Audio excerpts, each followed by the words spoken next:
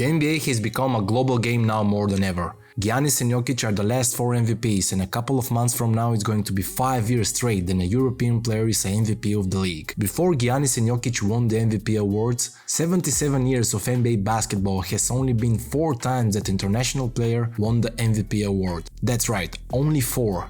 And these motherfuckers did it in a fashionable way, back to back, only this guy is going to be back to back MVP. If these 4 guys are not in your top 10 right now in the NBA, you are watching a different league. Oh wait, I just said 4, right? Joel Embiid is French. Also, all 4 of them are under 29 years old, so don't expect they go away in the near future. The Europeans took a leap now more than ever, and Paul Gasol, who was the first international rookie of the year, said something interesting in a JJ Redick podcast. The perspective of the young European players has changed.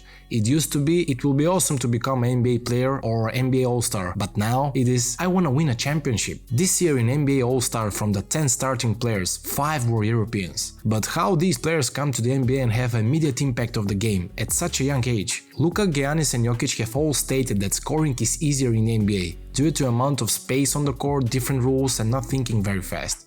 I did not say that. You need to have really quick thinking, let's say like that. In Europe they have youth academies, starting from as little as 6 years old, and is very different from high school in America and AAU. These youth academies are a property of the senior clubs like Real Madrid, Barcelona, Red Star, and when they see a good potential in a kid, they recruit him to the older categories and let them play together. In the young age, the experience with playing older players is very underestimating. This is the competition the American players face before entering the NBA. It's not a competition, it's just fun to watch and make highlights for boys' life. Luka Doncic had literally go against grown men since he was 17 years old in packed arena with 10,000 people and also had to guard prime Russell Westbrook and did a hell of a job. The evolution of the NBA bigs kind of started with Dirk Nowitzki. The European players are learning very fundamental stuff, doesn't matter the size or the position you play. You're learning basketball in general, not specific position. This was addressed from the great Kobe Bryant.